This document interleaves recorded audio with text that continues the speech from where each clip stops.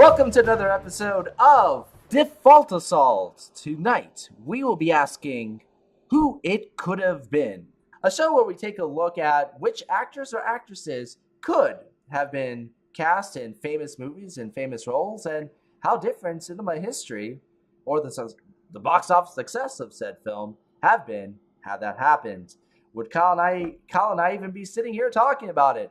We don't know. I am, of course, Demosthenes, and this is the aforementioned great Kyle Nash. So we thought, okay, well, with Pirates of the Caribbean, before Johnny Depp was cast as Jack Sparrow, there was one big actor that was offered the role, but he turned it down due to his assumption that pirate films did not do very well at the box office, given the recent history of pirate films at the box office at the time. That wasn't a bad assumption. But did you Cutthroat Island? No, I didn't either. That's my point. Actually, I have seen Cutthroat Island because it's you, Demos. You're more versed than I. I didn't think it was as bad as everybody said it was, but it wasn't anything great. But anyway. As Captain Jack Sparrow, Disney offered the role to none other than Robert De Niro. Wait, what?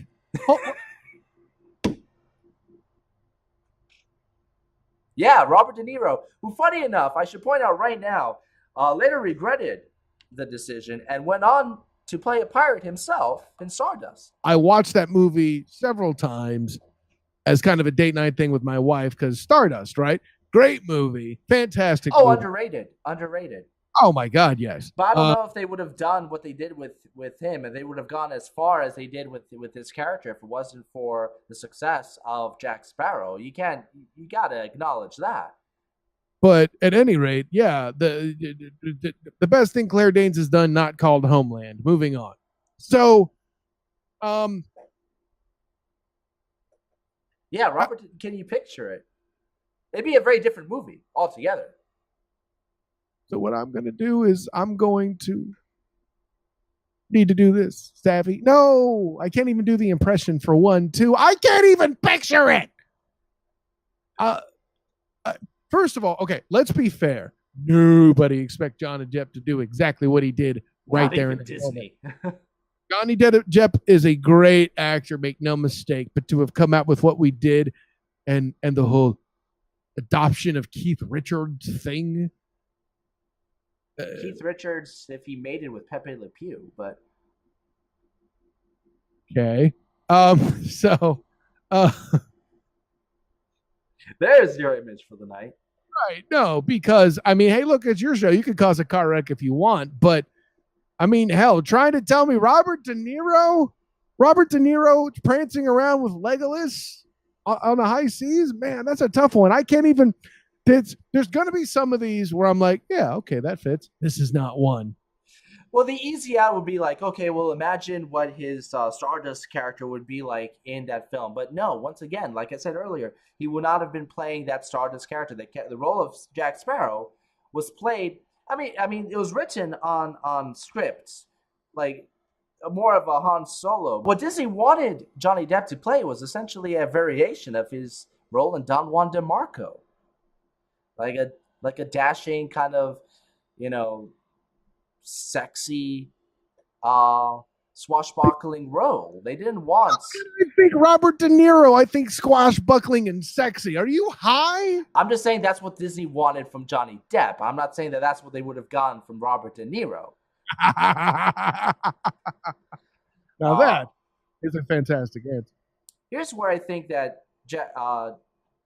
Johnny Depp's collaborations with Disney, why it works so well in Curse of Black Pearl, and why it didn't work as well in future films and in other collaborations such as Lone Ranger. In the first Pirates of the Caribbean film, they knew when to tell Johnny Depp, no, this is going too far, because his original ideas for the character were out there. I mean, he wanted all his teeth plated gold. He wanted Jack Sparrow not to have a nose, to be missing a nose, and all this other weird stuff. I mean, later on, they're like, oh, we got a gold mine. Oh, you want to put a dead bird on your head in Lone Ranger? Yeah, okay, yeah. Put the bird on the head. You do it, Johnny. Put the bird on the head. But what I'm trying to do, the two things to me that are significant, three things if you count the savvy, uh, uh savvy. Why is the rum gone? And then finally, the one scene at the beginning of the movie where he makes the dashing pose just as his ship is sinking, and then he steps off of the sinking ship onto the dock rather. All scenes that I just cannot picture Robert De Niro doing, and were to me the actual definitions of that character. I can see him doing it, but the thing is that Johnny Depp, I mean, to a degree with in the first film, and this is something that he fell into the trap with the following films. He has the expression and the over gestures of a cartoon character without crossing that line in the first film. His movements are exaggerated. His expressions are wackier than any normal person. I can't see De Niro taking those broad comedic steps with a character, especially for a character that wasn't written as a comedic character. And let's say he does that. Would the audience even take it? Would the audience to be too busy going, "Oh my God, Bob, what have you done?" You know, that kind of thing. I don't think all the teen girls would have been salivating over Robert De Niro as much as they would have Johnny Depp. I mean, No, sir. I think we can both agree it would have been a very, very different film.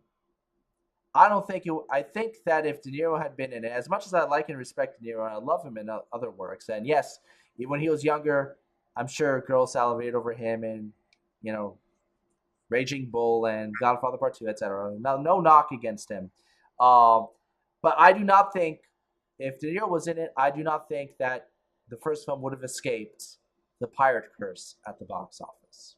No, not at all. It would have been a a less successful parody of Master and Commander. That's all they would have achieved. Based on a Disney ride. Great Disney ride. Yet another iconic character, Indiana Jones. Oh yeah. Before you say, oh, they're gonna do Tom Selleck, yeah, it's not a big surprise if I tell Kyle, if I reveal to Kyle that it's Tom Selleck. It's the biggest legend of almost their casting that there has been, and quite frankly, it would have been an interesting film. Any excuse to play the theme from Magnum PI is a good one. I'll throw that out. I would if it didn't get knocked out for copyright. That's one of the great 80s themes. There, they're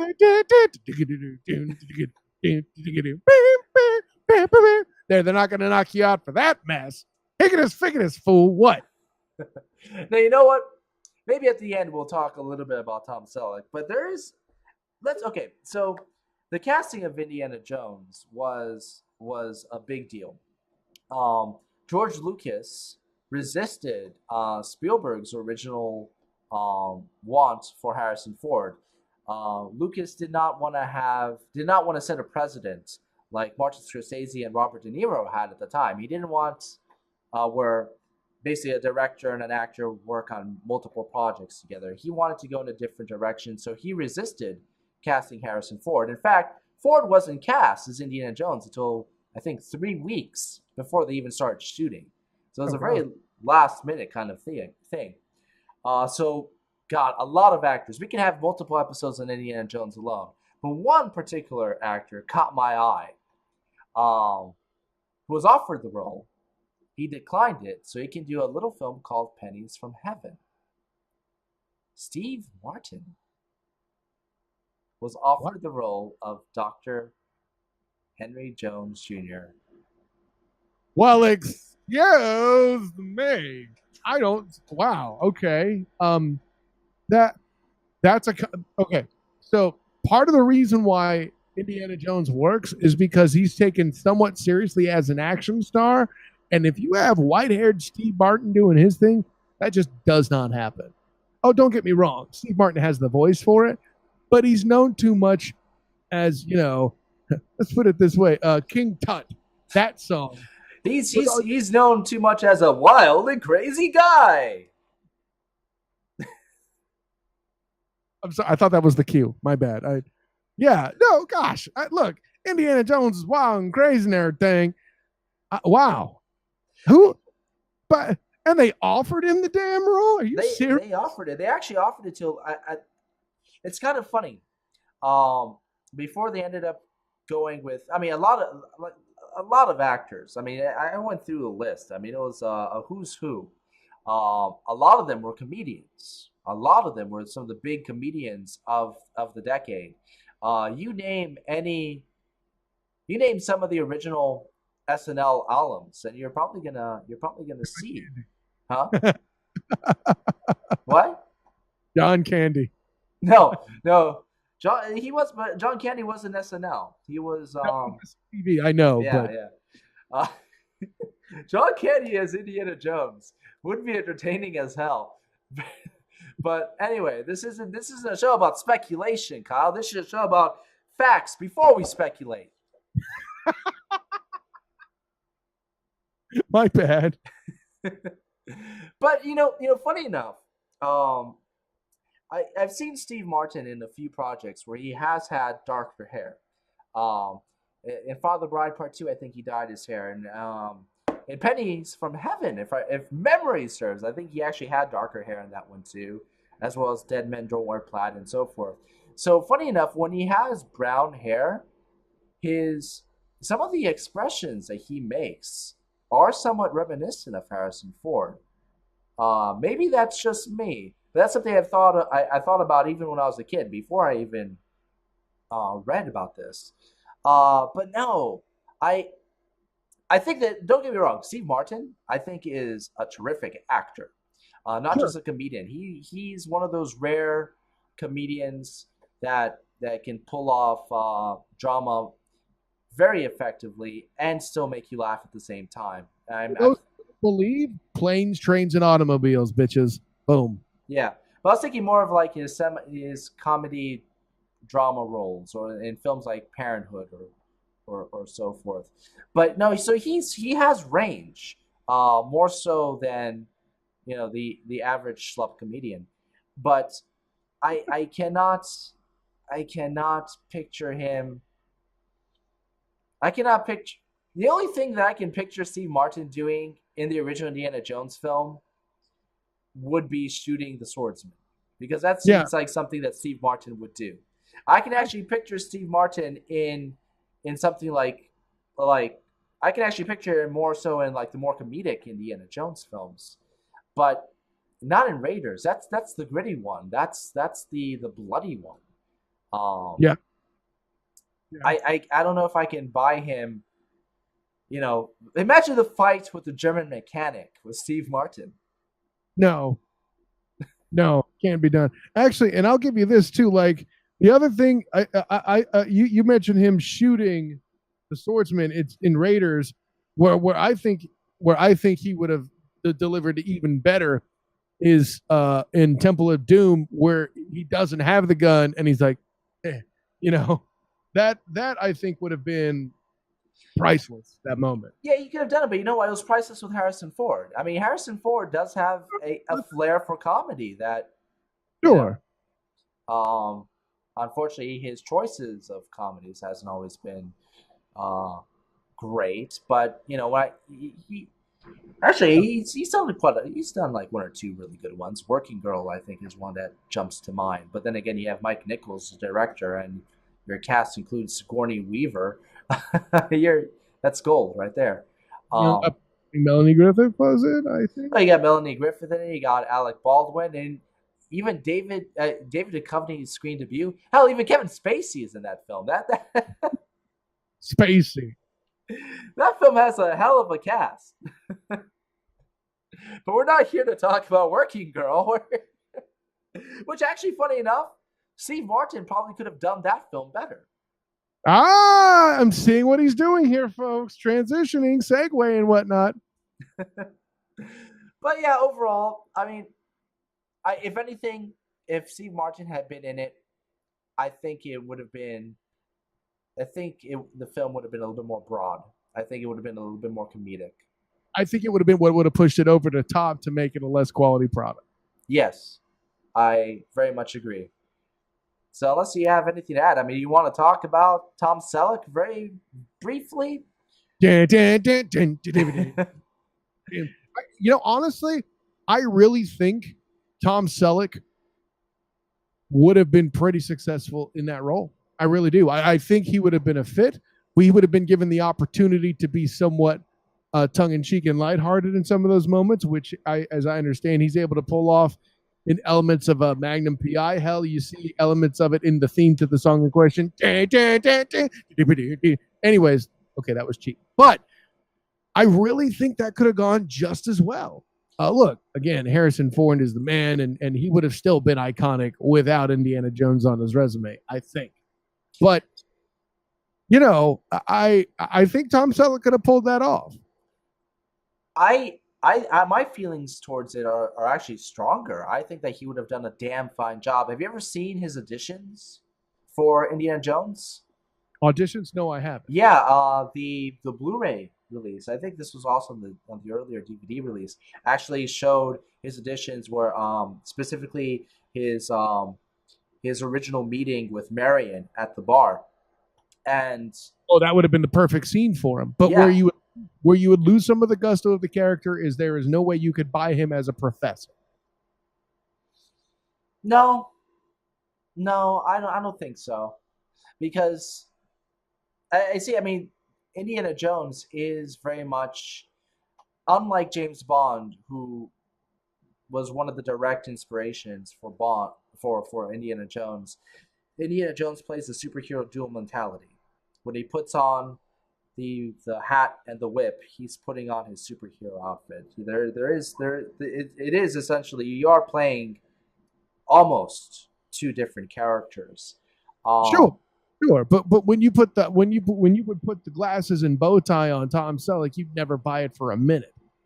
I don't know. I don't know if that's really a fair way to look at it, because I mean, can you really buy if you're just okay? So we're gonna take Han Solo and we're gonna put a goofy bow tie on him and oversized glasses, and he's gonna be a distinguished professor. The same guy who in his last film said, lines like, "Ooh, scruffy looking." You can say the same about him. I think that Selleck would have pulled it off.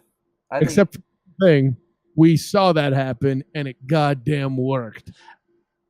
That is true. Funny enough, if you ever want to see Tom Selleck play Indiana Jones outside of that audition tape or similar roles later, like Quigley Down Under has some indie elements to it. That could be argued. But on the last season of Magnum PI, he did an Indiana Jones episode. He had the fedora and the whip and the entire costume, and it was all about an expedition in Hawaii. It's hilarious. And although they didn't, the beginning committed, but the rest of the episode, he's still the guys, but it's still Magnum. But you can get a small taste of what it could have been. But obviously, Raiders would have been far more serious. Or rather, who it could have been, huh? Precisely. So that concludes another episode of Default Assault. Yeah, you're 2 for 2 on mind-blowing stuff here, Chief. Just saying. I aim to please. Make sure to visit me at hilaritybydefault.com. Like me on Twitter, or follow me on Twitter at Default Hilarity. Like me on Facebook, Hilarity by Default. And Kyle, where can we find you? On Twitter at BSOTG. And of course, I'm on Facebook as well as the student of the game. Like and subscribe, fools.